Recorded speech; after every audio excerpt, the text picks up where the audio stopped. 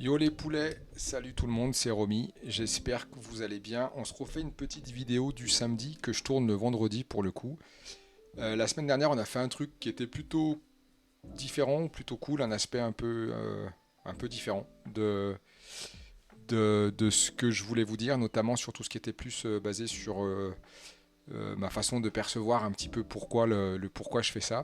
Et là, il y a un événement dans la semaine qui a eu lieu qui m'a fait penser de faire une vidéo qui peut être intéressante, je pense, qui va être sur l'effet de levier. Ça paraît bête dit comme ça, mais là, dans les crypto-monnaies, on vient de voir que l'effet de levier est, je pense, toujours pas assez bien compris, ou en tout cas pas utilisé. C'est un outil, mais il faut l'utiliser correctement comme tous les outils quand on connaît pas trop ce que c'est ou quand on comprend pas trop ce que c'est.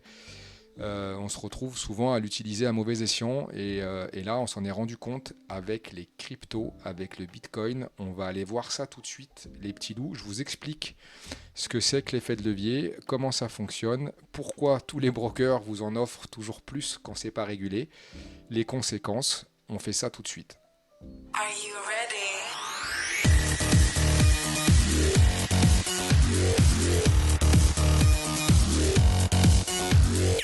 On y est les poulets, on est devant un site qui permet qui trace sur la blockchain notamment tout ce qui va être au niveau des ce qu'on appelle des REC, c'est-à-dire des liquidations qui sont induites par le levier. Cette vidéo-là, elle est à mettre en parallèle pardon, avec la vidéo que j'avais fait sur l'importance de pas du sizing de position. J'avais fait une vidéo là-dessus, j'essaierai de vous la mettre en description. D'ailleurs, pendant que j'y suis, si ça vous plaît, si ça vous paraît utile, on s'abonne, on met les likes, les machins, tous les trucs, ce serait trop cool. La vidéo qui va avec celle-là, entre guillemets, c'est dans la même veine, c'est d'arriver à comprendre le sizing de sa position et pas être trop gourmand. Et c'est aussi redondant avec les fameux péchés capitaux du trader que j'avais mis en lumière dans une vidéo précédente aussi. Parce que tout ça, en fait, se tient énormément. On est systématiquement avec les mêmes problématique et c'est juste pour que vous preniez conscience là avec cette vidéo parce qu'il y a juste eu cet épiphénomène qui est arrivé sur les cryptos qui permet d'en parler, de comprendre à quel point si on se laisse avoir par le fameux FOMO, le fameux Fear of Missing Out, ou qu'on veut être contrariant trop tôt, quand on dit que sur les marchés, avoir raison trop tôt, c'est pire qu'avoir tort, tous ces adages qui font un peu bateau, qui font un peu vieux daron de la crypto ou de l'investissement, machin, on se rend compte qu'en fait, quand on va mettre des chiffres en face, vous allez vous rendre compte que la psychologie dans le trading et dans l'investissement en général, c'est hyper important parce que c'est là que les gars déraillent et qu'ils font n'importe quoi en fait. Et là, vu qu'il y a eu un pump et il y a eu une augmentation du prix sur les cryptos, sur le Bitcoin notamment, qui est irrationnelle, comme dans tous les débuts de bull run, dans tous les cycles qui vont commencer à être haussiers et tout, et ben les gens sous-estiment vraiment à quel point, lorsqu'ils sont dans ces phases euphoriques, ils débranchent complètement en fait. Et on y revient à mon histoire de babouin et mon histoire de lobe frontal. Et vous allez voir que quand c'est le babouin qui est aux commandes, même si on n'arrête pas de le répéter, le sizing de position, toutes ces histoires de leviers, et pourquoi les brokers vous filent des leviers stratosphériques, et ça a été régulé par l'AMF, c'est parce que quand vous mettez des leviers de folie, je vais vous expliquer comment ça marche, et c'est juste pas tenable en fait, dans le temps, et encore moins sur un marché comme les cryptos qui peut être hyper volatile et qui est hyper piégeux. Du coup, là, qu'est-ce qu'on a? On a la carte thermique des liquidations. Sur 24 heures, regardez, on se retrouve avec 82,20 millions en fait de produits qui ont été liquidés sur les achats au niveau, c'est-à-dire des positions longues qui ont été liquidées en 24 heures. Ça fait 82 millions en fait de dollars américains. C'est complètement dingue. Là, on se rend compte que c'est juste sur le BTC, les 82 millions, mais après, il y a tous les autres actifs.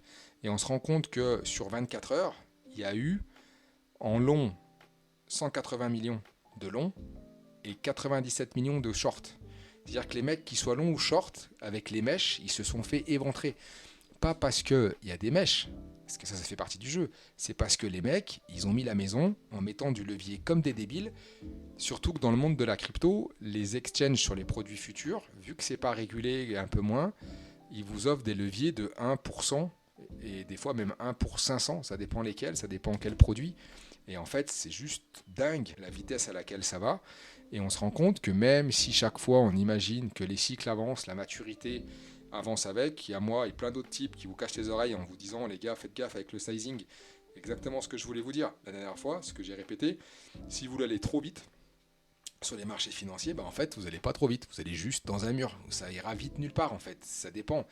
Surtout sur les cryptos en levier, quoi. Il y a des façons de le faire, il y a des moments où le prendre, il y a une quantité à prendre, il faut y aller mollo. Parce que là, vous vous rendez compte que pour tous les mecs qui se sont fait éclater au sol, là, il n'y a plus rien en fait. Il y a appel de marge, leurs comptes sont foutus. Donc c'est super, t'as voulu aller plus vite, t'as été juste dans le mur et à la fin t'as plus une thune, tu peux plus avancer, t'es mort.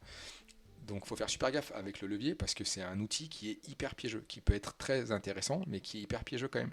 Là, la journée que je veux mettre en lumière plus particulièrement, c'est celle du 28 ici. Le 28 février, donc il y a 2 jours, il y a eu ces fameux 141 000 sur Binance. En tout, il y a eu 395 en une journée. Donc là, les 24 heures, c'est pas les chiffres les plus hauts parce que là-haut, on revenait à 24 heures en arrière. Là, on est 48 heures en arrière. Donc on va zoomer sur la journée qui nous intéresse. Et c'est des journées qui se cumulent. Hein. Donc imaginez la quantité d'argent qu'il y a qui se balade.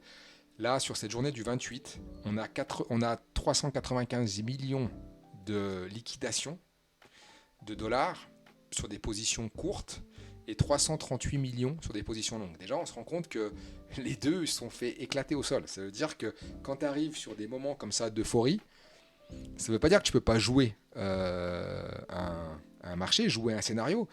Mais quand tu es comme ça, avec des amplitudes aussi hautes, si tu mets un levier de fou, très très très très souvent, les marchés balayent les fameuses chasses au stop et c'est encore plus vrai sur les cryptos parce qu'il y a des grosses amplitudes et que les brokers offrent un levier qui est complètement démentiel. Donc voilà ce que ça fait. Ouais, 400 et 330 millions, c'est juste stratosphérique.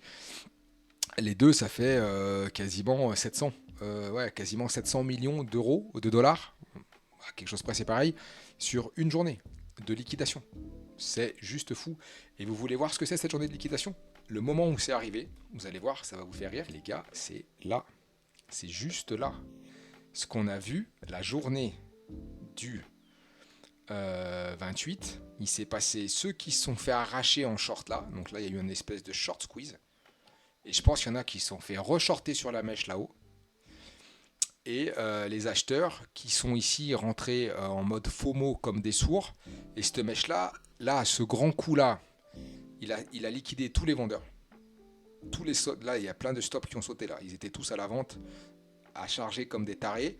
Et au fur et à mesure que le prix est monté, ça a déclenché un short squeeze, ça s'appelle. Je vais vous expliquer après ce que c'est. Et jusqu'à ce qu'il y ait un assèchement des liquidités au niveau du carnet d'ordre.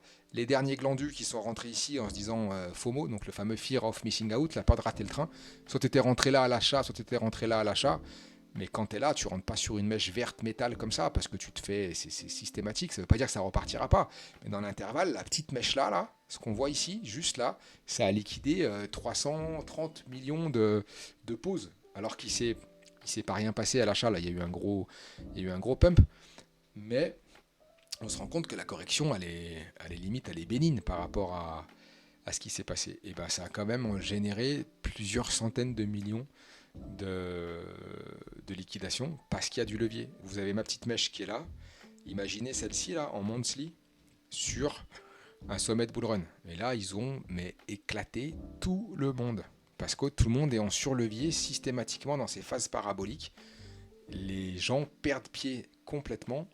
Et le cumul d'un levier débile avec une psychologie qui n'est pas adéquate par rapport au levier qu'on met, et surtout le fait qu'on ne soit pas entraîné à voir les chiffres bouger aussi vite, et il faut en bouffer en fait, ça ne se fait pas du matin au soir, on ne devient pas super habile d'un coup comme ça, regarder des chiffres passer devant soi qui des fois sont le prix d'une maison en fait, et donc ça rend complètement dingue, on est bien d'accord. Qu'est-ce que c'est ce foutu levier? C'est quoi ce levier? Le levier, c'est simplement un outil à la base que le broker vous propose pour augmenter votre exposition au marché. Ça veut dire que vous, si vous prenez un levier de 10 par exemple, sur votre broker, lui, quand vous mettez 1, lui va mettre les 9 supplémentaires en fait. Ça veut dire que en fonction de votre levier, à chaque fois que vous mettez une taille de position sur le marché, le broker va l'augmenter artificiellement de 1 pour 10 sur un levier de 10 ou 1% sur un levier de 100. Ou après, tu as des leviers de toutes les intermédiaires qui existent, un levier de 20, de 50, mais c'est complètement dingo. On parle de valeur du point pour comprendre, que ce soit des points sur le Bitcoin par exemple, ou des points sur un indice, ou des pips sur du Forex. Mais si vous aviez une valeur du point, ça veut dire qu'à chaque fois que, si vous avez une valeur du point, qui à chaque fois que le prix décale de 1 point, ça valait 10 par rapport à votre sizing d'entrée, avec un levier de 10, chaque position vaudra, elle, 10. J'espère que vous me suivez. Ça veut dire que vous allez vous exposer 10 fois plus que votre capital. Donc, si vous m'avez suivi jusque-là, si vous mettez un levier de 5, que vous augmentez, admettons, vous partez sur une base de 100, vous ouvrez un trade et vous avez un capital de 100.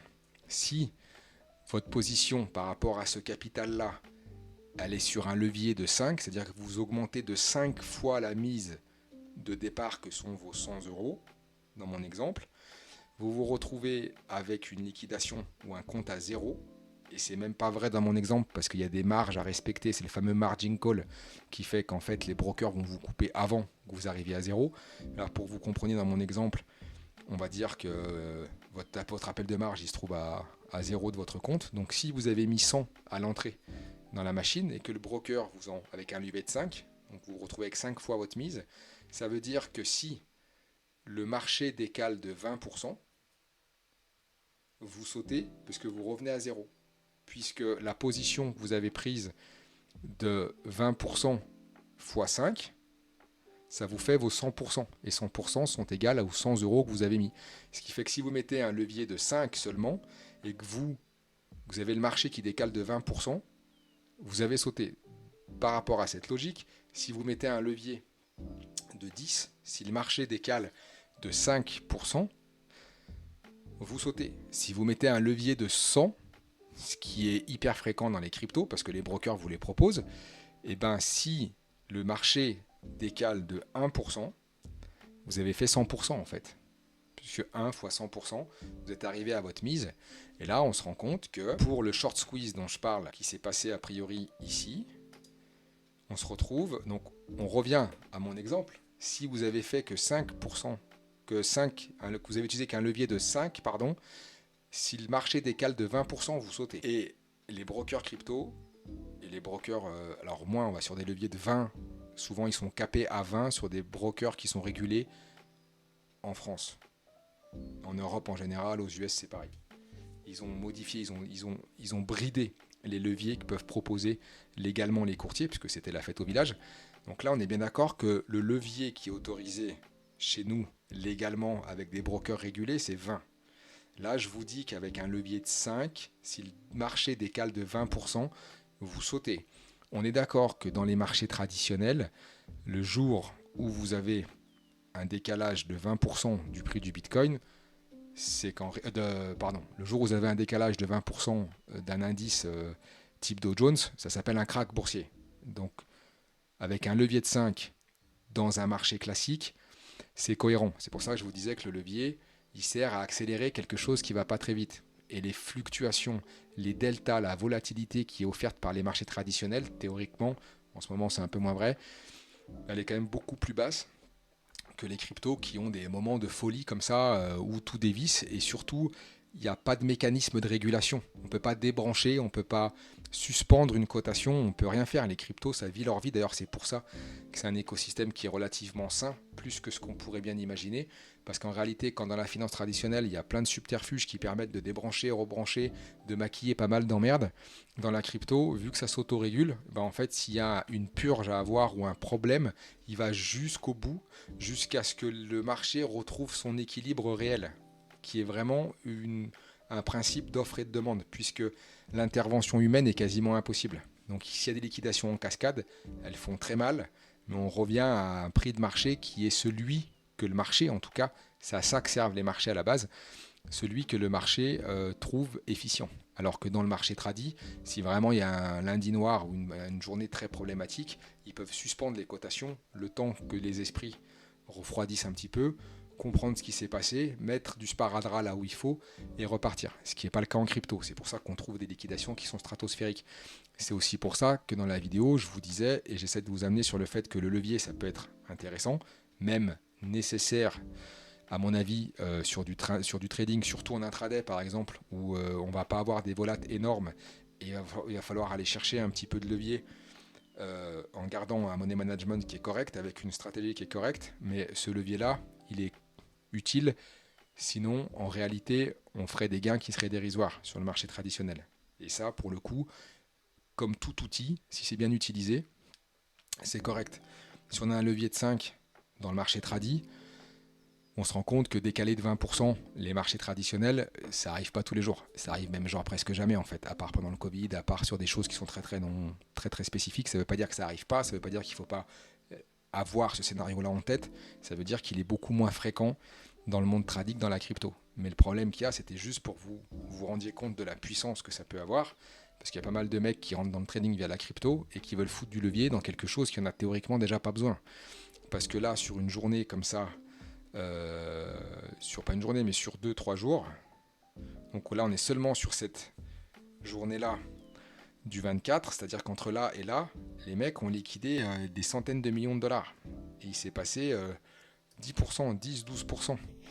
Donc vous imaginez que là sur la mèche, le reflux de cette journée là, ça veut dire que sur cette journée là les 330 millions de dollars dont on parlait tout à l'heure, ils ont été éclatés ici, entre là et là. Parce qu'on on parle bien de cette journée-là, on parle bien du 28 février. Donc il y a eu 2-3%. Et en vrai, ça, sur un marché tradi, ça existe. Ça fait des grosses journées sur un marché tradi, mais ça existe. Là, dans la journée, le Bitcoin a pris 12%. Et si on regarde par rapport à d'autres journées, ça fait une belle journée, mais là, surtout qu'il y a 3 bougies qui s'empilent les unes sur les autres. Mais imaginez le levier que les gens ont pris et surtout le drame qu'il y a derrière, parce que les gars se sont fait complètement exploser la tête. Le short squeeze, c'est quoi? Parce que là, il y a certainement eu un short squeeze qui a fini de pousser le prix. Ça veut dire que certainement, par là, sur ces 3 paliers, il y a des gars qui sont rentrés en short, c'est-à-dire qui ont acheté. Ça veut dire quoi? Faire un short. Ça veut dire que ton broker te vend du Bitcoin, là en l'occurrence c'est le Bitcoin, à ce prix-là, dans mon exemple, admettons à 54 000, le broker il te vend du Bitcoin à ce prix-là, et toi, t'espères pouvoir le refourguer à bon compte plus bas, et t'encaisses le delta en fait. Il faut que tu le revendes. En fait, le broker, pour bien comprendre comment ça marche, le broker, il te prête du Bitcoin. Ce Bitcoin-là, tu vas tout de suite le vendre au marché. Donc, il t'a prêté ce Bitcoin qui n'est pas le tien. C'est pour ça qu'il y a souvent des gros frais, ce qu'on appelle le rollover, sur les shorts. Très souvent, quand on est à l'envers du marché, c'est rare qu'on ait un rollover positif parce qu'en fait, c'est de l'argent que tu n'as pas, qu'on te prête, entre guillemets. Donc, il y a tout un mécanisme d'emprunt et de collatéraux derrière.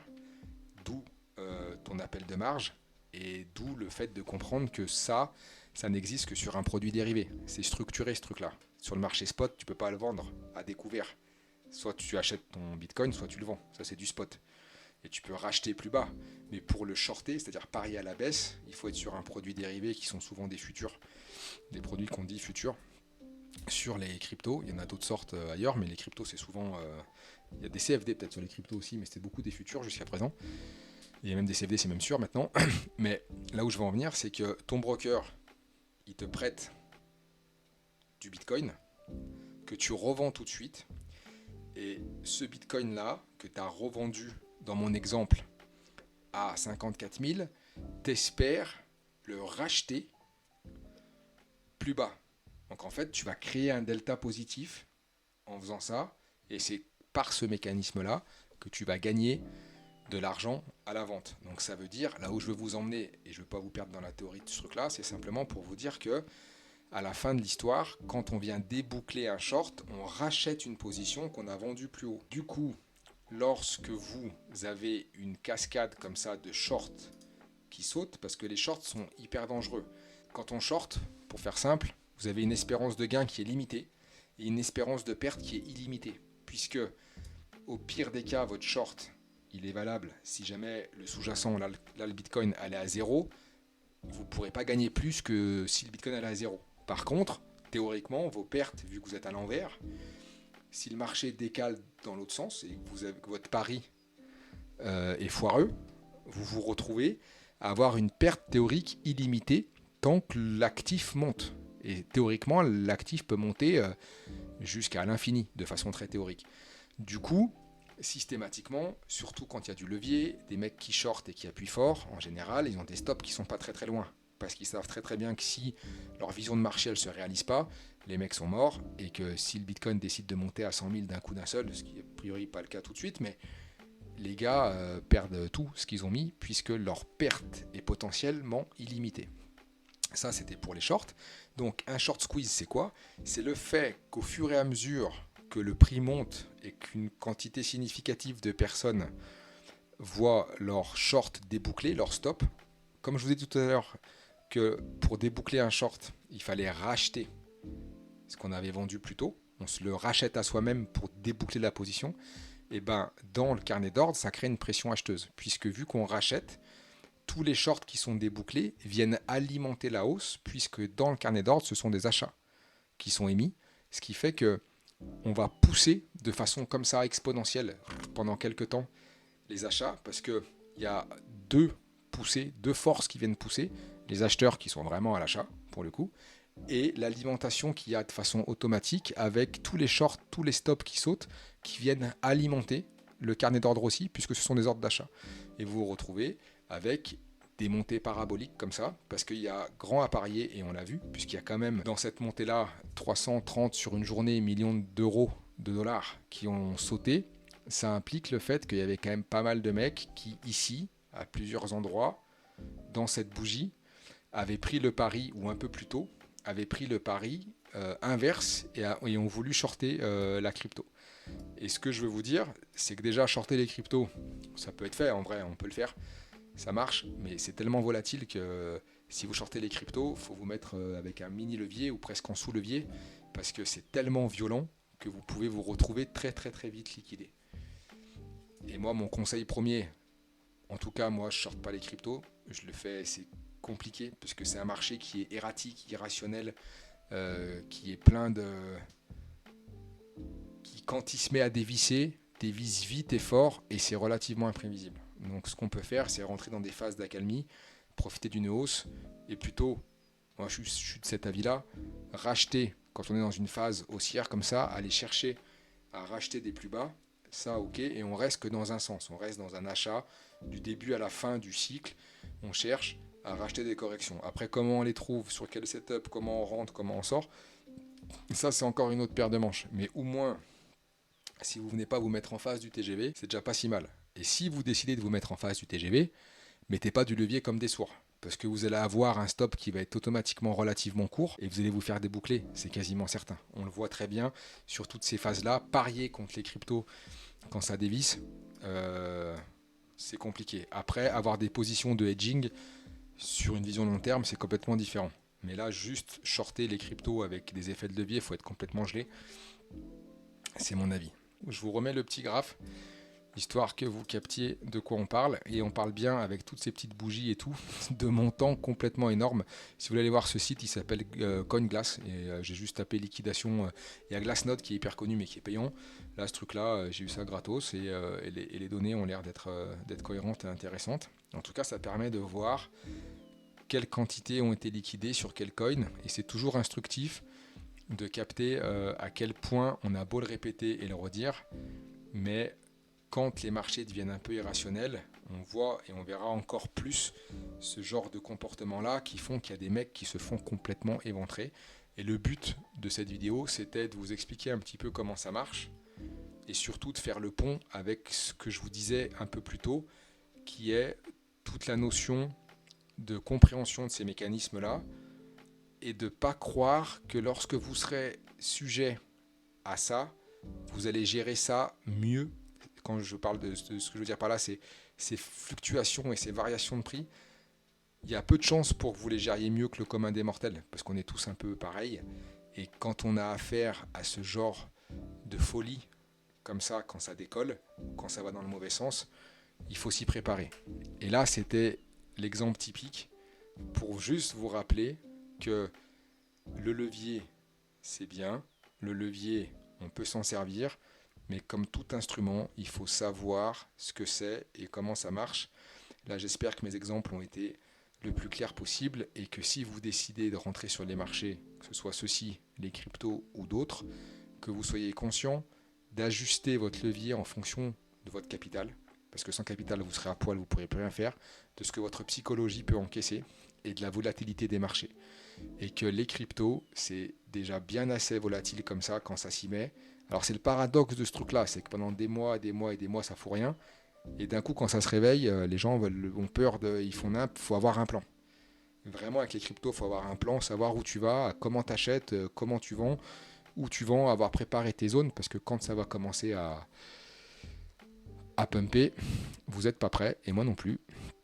Puisqu'on a beau le faire souvent, on se rend compte que ces ascenseurs émotionnels, ils sont super compliqués à gérer. Donc dans cet ascenseur-là, allez pas y mettre des leviers comme des débiles, ce serait dommage de vous retrouver à vous faire éclater alors que vous auriez pu faire des gains qui sont corrects, simplement parce que vous avez eu, comme on l'a tous, les yeux plus gros que le ventre. Et typiquement, le levier, c'est ça. Voilà les gars, j'espère que ça vous aura plu. C'était Romy, ciao.